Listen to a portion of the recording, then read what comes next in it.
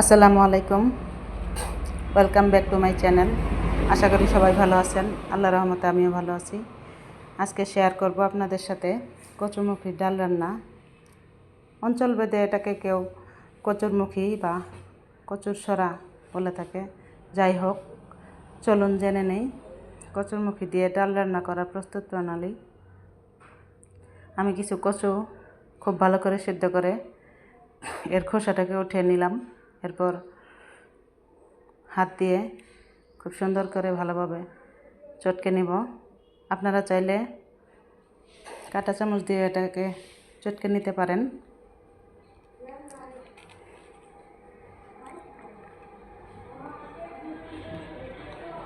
তো চলুন এখন কচুরমুখির ডালটা রান্না করব। চুলায় রান্না করার জন্য একটি হাঁড়ি বসিয়ে দিলাম। তারপর এর মধ্যে দিয়ে দিলাম রেগুলার খাবার তেল।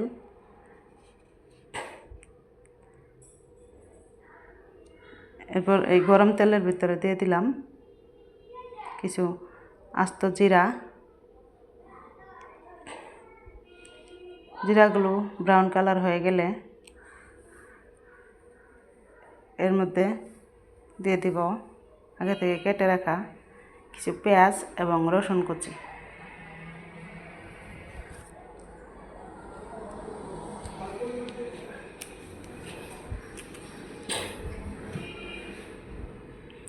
এগুলো খুব সুন্দর করে ব্রাউন কালার হয়ে গেছে, দেখুন। এরপর দিয়ে দেব পরিমাণ মতো আদা রসুনের পেস্ট এবং জিরা পেস্ট।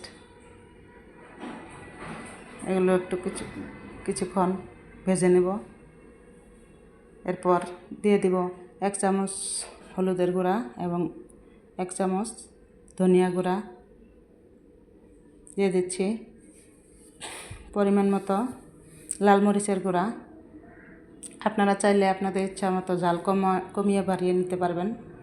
এবং স্বাদ মতো লবণ দিয়ে দিচ্ছি। সবগুলো উপকরণ একসঙ্গে তেলের মধ্যে ভেজে নেব। এ পর্যায়ে কষিয়ে নিব কচুরমুখির সেই পেস্ট। কষিয়ে নেওয়ার পর পানি দিয়ে দিব অফ ক্যামেরায়। এরপর ডালের মধ্যে কিছু টক ফল দিয়ে দিব, যেমন আমি 2 টুকরা আম দিয়ে দিব আগে থেকে সংরক্ষণ করে রাখা। আপনারা চাইলে তেঁতুল বা জলপাই দিতে পারেন। আমি কিছু ধনিয়া পাতা কুচি করে এর মধ্যে অ্যাড করলাম। দেখুন ডালটা রান্না প্রায় হয়ে গেছে। চুলা অফ করার আগে আগে দিয়ে দিব একটু গরম মশলা গুঁড়া। তো আপনাদের কাছে এই ডালটি কেমন হলো আপনারা কমেন্টে জানাবেন এবং আমার পাশেই থাকবেন। এ পর্যন্ত সবাই ভালো থাকেন, সুস্থ থাকেন এই কামনাই করে বিদায় নিচ্ছি। আল্লাহ হাফেজ।